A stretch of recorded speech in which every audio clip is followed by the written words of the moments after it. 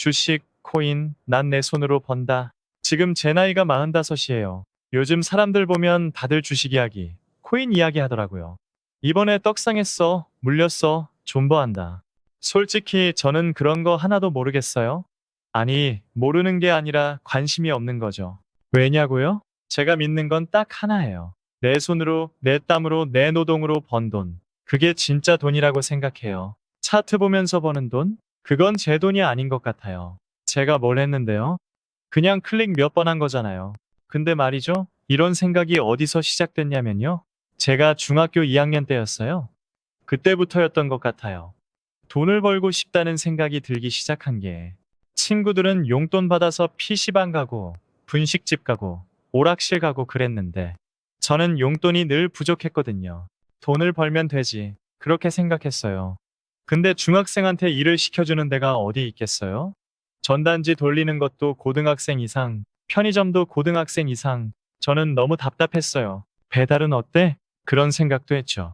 근데 오토바이 면허가 없잖아요. 그때 생각했어요. 자전거로 배달하면 안 되나? 학생들도 할 수 있는 자전거 배달 알바가 있으면 좋을 텐데. 지금 생각해보면 배달의 민족 같은 게 그때 있었으면 정말 좋았을 것 같아요. 물론 그때는 그런 거 없었지만요. 그렇게 돈 벌 방법을 찾고 있던 어느 날이었어요. 학교에서 교육방송을 틀어줬어요. 자연 다큐멘터리 같은 거였는데 거기서 송이버섯 이야기가 나오더라고요.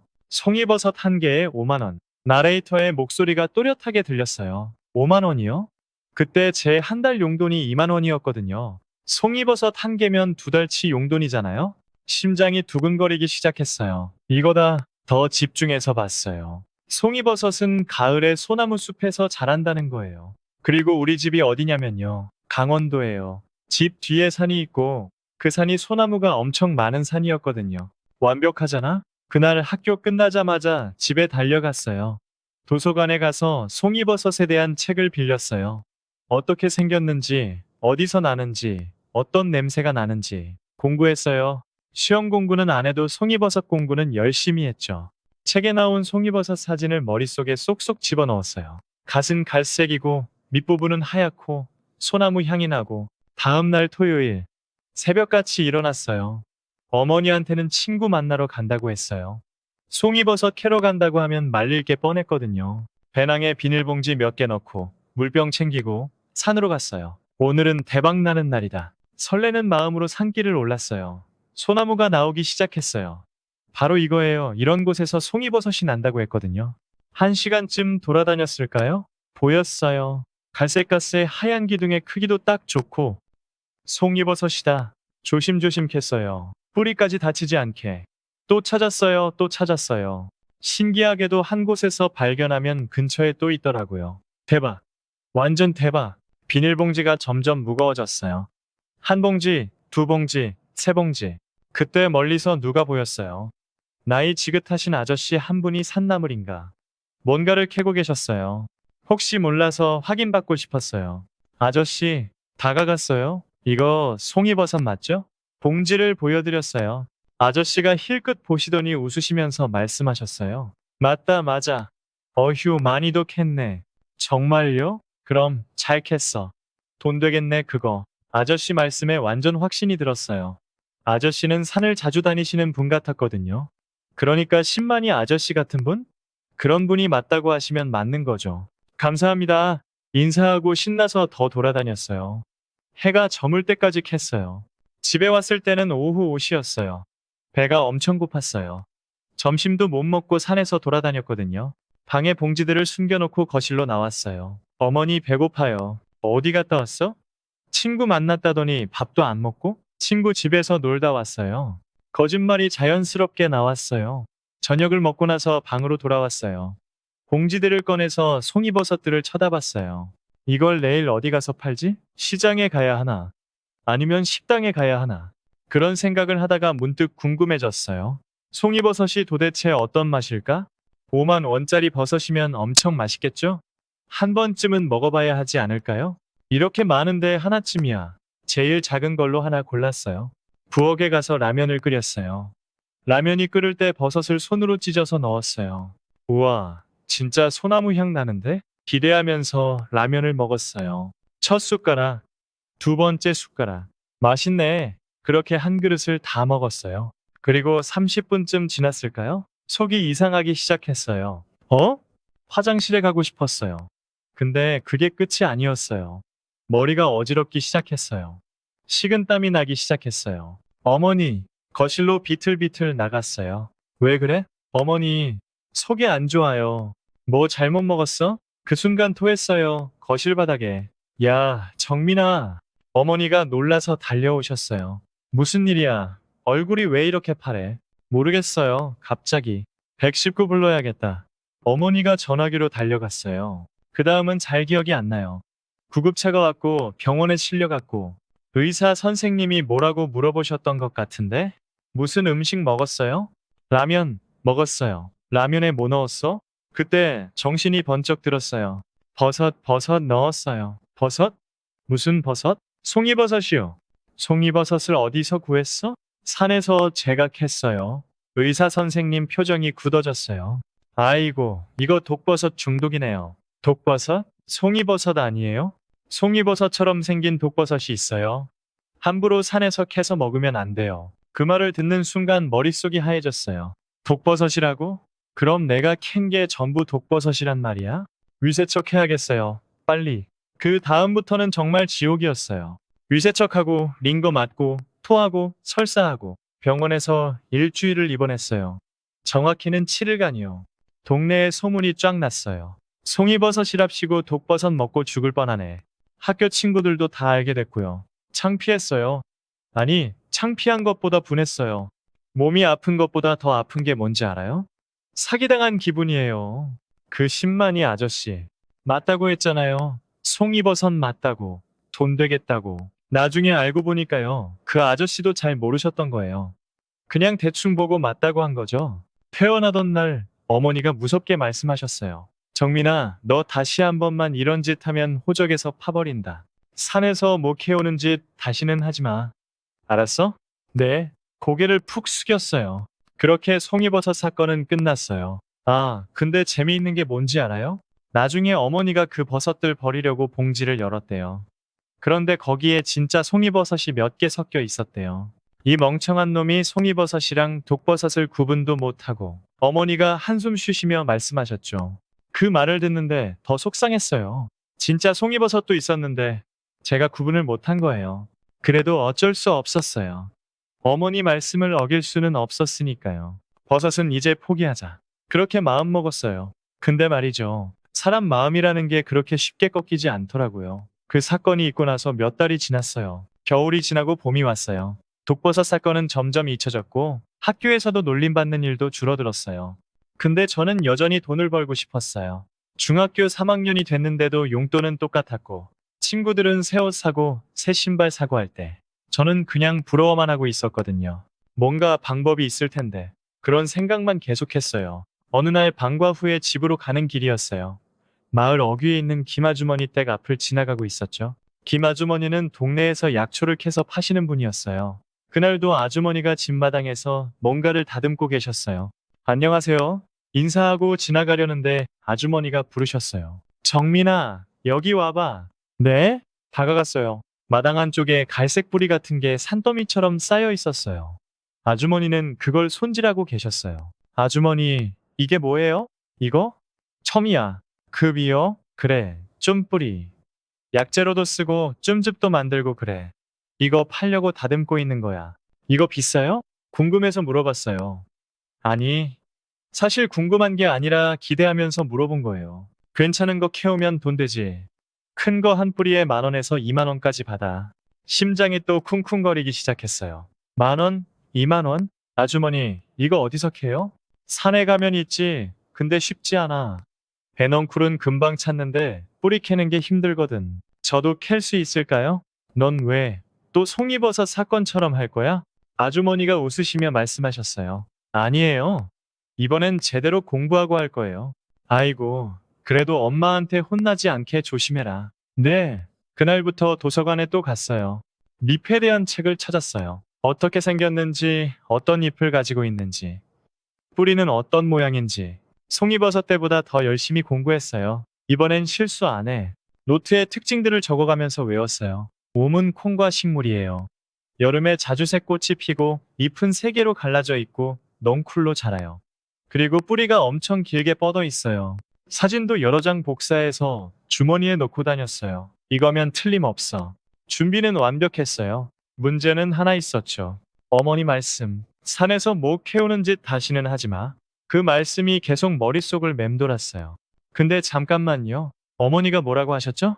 산에서 목 캐오지 말라고 하신 건 버섯 이야기잖아? 그렇게 생각하니까 괜찮은 것 같았어요. 버섯 캐오지 말라고 하셨지. 책 캐오지 말라고는 안 하셨잖아? 스스로를 설득했어요. 그래, 괜찮아. 귀신 버섯이 아니니까. 완벽한 논리였어요. 제 머릿속에서는요. 토요일 아침 일찍 일어났어요. 배낭에 물병, 간식, 그리고 꽃삽 하나를 넣었어요. 꽃삽이요? 그게 제가 가진 유일한 도구였거든요. 집에 있던 작은 삽이었어요. 큰 삽을 살 돈은 없고. 뭐, 괜찮아요. 꽃삽이면 충분하죠. 흙 파는 건데 뭐. 어머니 다녀올게요. 어디가? 친구 만나러요.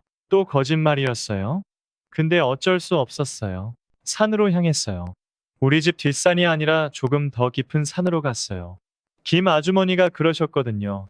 사람들이 잘 안 가는 곳에 큰 캠이 있다고. 1시간 정도 산길을 걸었어요. 숲이 점점 깊어졌어요. 어디쯤 있을까? 나무를 감고 올라가는 넝쿨들을 찾았어요. 있었어요. 보라색 꽃이 피어 있고 잎이 세 개로 갈라진 넝쿨. 바로 이거야. 넝쿨을 따라 내려가 봤어요. 뿌리가 어디 있는지 찾으려고요. 넝쿨이 땅으로 들어가는 지점을 찾았어요. 여기다. 배낭에서 꽃삽을 꺼냈어요. 흙을 파기 시작했어요. 처음에는 쉬웠어요. 겉흙이 부드럽게 파졌거든요. 이 정도면 금방 캐겠는데? 한 삽, 두 삽, 세 삽. 그런데요. 삽이 딱딱한 걸 쳤어요. 돌이었어요. 아, 돌 하나 있네. 비켜서 파면 되겠지. 옆으로 비켜서 팠어요. 또 돌이었어요. 반대편으로 팠어요. 또 돌. 이게 뭐야? 그때 깨달았어요. 우리 동네 사람들이 왜 이 산을 돌산이라고 부르는지. 흙이 거의 없었어요. 조금만 파면 바로 바위가 나왔어요. 이걸 어떻게 파? 막막했어요. 근데 이미 여기까지 왔는데 그냥 포기할 수는 없었어요. 일단 해보자. 꽃삽으로 돌을 긁어내기 시작했어요. 딱딱한 소리가 났어요. 끼익. 삼날이 돌에 긁히는 소리였어요. 아우 진짜. 팔이 저렸어요. 근데 계속 파야 했어요. 30분, 1시간. 겨우 조금 파인 것 같았어요. 깊뿌리가 살짝 보이기 시작했어요. 갈색의 굵은 뿌리가 돌 사이로 박혀 있었어요. 나온다. 나와. 희망이 보였어요. 근데 문제는 뿌리가 계속 아래로 내려간다는 거예요. 어디까지 내려가는 거야, 대체? 땀이 비 오듯 흘렀어요. 손에 물집이 잡혔어요. 아파. 근데 멈출 수가 없었어요. 여기서 포기하면 그동안 판 게 다 헛수고잖아요. 이 시간째. 휴. 숨이 차올랐어요. 목이 말랐어요. 물을 마셨어요. 한 모금, 두 모금. 조금만 더 하자. 다시 삽을 들었어요. 3시간째. 손바닥이 까졌어요. 피가 조금 났어요. 괜찮아. 그래도 계속 팠어요. 뿌리가 점점 더 드러났어요. 생각보다 훨씬 굵었어요. 팔뚝만큼 굵었어요. 이 정도면 돈 되겠는데? 그 생각에 힘이 났어요. 4시간째. 이게 맞나? 의심이 들기 시작했어요. 정말 이렇게까지 해야 하나? 친구들은 지금쯤 PC방에서 게임하고 있겠죠? 편하게 앉아서 오락하고 있을 거예요. 나는 지금 뭐 하는 거지? 산속에서 혼자 꽃삽으로 바위를 긁어내고 있어요. 힘들어. 정말 힘들었어요. 근데 포기할 수는 없었어요. 왜냐면요. 뿌리가 거의 다 보였거든요. 조금만 더. 주문처럼 중얼거렸어요. 5시간째. 거의 다 왔어. 뿌리가 거의 끝까지 보였어요. 길이가 정말 엄청났어요. 한 1m 반 정도 되는 것 같았어요. 와, 감탄이 절로 나왔어요. 근데 뿌리가 왜 이렇게 긴지 몰랐어요. 나중에 알았는데 금뿌리는 물을 찾아서 엄청 깊이 내려간대요. 그래서 이렇게 긴 거래요. 저는 그냥 이게 금 같다고 생각했어요. 땅속의 금, 금융치료 뿌리네. 그때는 그 말을 몰랐어요. 금융치료라는 말을요. 그냥 금처럼 귀하다는 뜻으로 한 말이었는데 나중에 그게 진짜 말이라는 걸 알았죠. 6시간째. 다 왔다. 뿌리 끝까지 다 파냈어요. 조심조심 뿌리를 빼냈어요. 와, 성공했어요. 손에 들고 보니까 정말 장관이었어요. 길고 굵고 묵직하고 이거 적어도 2만 원은 받겠는데? 아니, 이 정도면 3만 원도 가능하지 않을까요? 온몸이 땀으로 범벅이었어요. 손은 물집 투성이었고 팔은 후들후들 떨렸어요. 근데 행복했어요. 내가 해냈어. 성취감이 밀려왔어요. 이게 바로 노동의 기쁨이구나 싶었어요. 주식은 이런 느낌을 못 줄 거예요. 클릭 몇 번 해서 돈 버는 거랑 이렇게 땀 흘려서 직접 캐내는 거랑은 완전히 다르죠. 해가 서쪽으로 기울고 있었어요. 오후 4시쯤 된 것 같았어요. 굿뿌리를 배낭에 넣었어요. 무거웠어요. 정말 묵직했어요. 집에 가서 씻고 내일 아침에 김 아주머니한테 가야지. 하산하기 시작했어요. 다리가 후들거렸어요. 6시간 동안 쪼그리고 앉아서 삽질만 했으니까요. 아야야, 근육이 아팠어요. 온몸이 다 아팠어요. 근데 기분은 좋았어요. 내일이면 돈이 생겨. 그 생각에 입가에 미소가 번졌어요. 집에 도착했을 때는 저녁 6시였어요. 어머니가 저녁 준비를 하고 계셨어요. 어디 갔다 왔어? 얼굴이 왜 그래? 친구 집에서 놀다 왔어요. 밖에서 축구하고 그랬어요. 또 거짓말이었어요. 씻고 와, 밥 먹어야지. 네? 방으로 들어가서 배낭을 침대 밑에 숨겼어요. 어머니가 보시면 안 되니까요. 샤워를 했어요. 따뜻한 물이 온몸을 감쌌어요. 아, 근육이 풀리는 것 같았어요. 손바닥에 물집을 보면서 생각했어요. 이게 노동의 흔적이구나. 자랑스러웠어요. 저녁을 먹고 방으로 들어왔어요. 침대 밑에서 꼰뿌리를 꺼내서 다시 봤어요. 어둠 속에서도 묵직하고 듬직해 보였어요. 완벽해. 김아주머니가 보시면 칭찬하실 것 같았어요. 2만 원은 기본이고 3만 원도 가능할 것 같았어요. 내일 아침에 일찍 가야지. 설레는 마음으로 잠자리에 들었어요. 근데 잠이 안 왔어요. 너무 흥분돼서요. 천장을 보면서 계속 생각했어요. 이 돈으로 뭐 사지? 새 신발? 아니면 옷? 아니면 조금 모아서 더 큰 걸 살까? 상상만으로도 즐거웠어요. 다음 날 아침, 새벽같이 일어났어요. 시계를 보니 6시였어요. 어머니는 아직 주무시고 계셨어요. 살금살금 방에서 나와서 갯뿌리를 챙겼어요. 김 아주머니 댁으로 향했어요. 아주머니 집은 우리 집에서 걸어서 10분 거리였어요. 도착했을 때 아주머니가 마당에서 뭔가 작업을 하고 계셨어요. 아주머니, 정민이 아니야? 이 아침부터 웬일이야? 아주머니 이거 좀 봐주세요. 배낭에서 공뿌리를 꺼냈어요. 자랑스럽게 내밀었어요. 이거 제가 캐왔어요. 아주머니가 뿌리를 받아들었어요. 눈을 크게 뜨시더니 이리저리 살펴보셨어요. 잠깐의 침묵. 그리고 아주머니가 웃으시기 시작했어요. 어휴, 어휴. 왜 웃으시는 거지? 고생했구나, 정말. 이거 괜찮죠? 큰 거죠? 그래, 컸어. 정말 컸어. 그럼 얼마쯤 받을 수 있어요? 기대하면서 물어봤어요. 아주머니가 잠시 생각하시더니 말씀하셨어요. 내가 살게. 정말요? 그래, 얼마 정도 생각하고 있어? 2만 원이요? 조심스럽게 말했어요. 사실 3만 원을 원했지만 너무 비싸게 부르면 안 살 것 같았거든요. 2만 원? 그래, 그 정도 가치는 있어. 아주머니가 집 안으로 들어가셨어요. 잠시 후 나오시더니 봉투를 주셨어요. 여기, 봉투를 열어봤어요. 2만 원이 아니었어요. 3만 원이었어요. 아주머니, 이거 너무 많이 주시는 거 아니에요? 괜찮아. 고생한 거 생각하면 그 정도는 받아야지. 얼마나 힘들었겠어. 그래도, 받아. 네가 힘들게 판 건데. 정말 감사합니다. 고개를 푹 숙여 인사했어요. 근데 정민아, 네? 이거 캐느라고 얼마나 걸렸어? 어제 하루 종일요. 한 6시간? 6시간이나? 아주머니가 놀라신 표정을 지으셨어요. 그래, 땅이 돌이 많아서 파는 게 힘들었어요. 아이고, 고생했네. 이 원래 깊이 박혀 있긴 한데 6시간이나. 아주머니가 다시 웃으셨어요. 그래도 기특하다. 돈 벌려고 이렇게 노력하는 모습이. 감사합니다. 집으로 돌아가는 길 3만 원이 든 봉투를 꼭 쥐고 걸었어요. 3만 원. 평생 이렇게 큰 돈은 처음 만져봤어요. 내가 번 돈이야.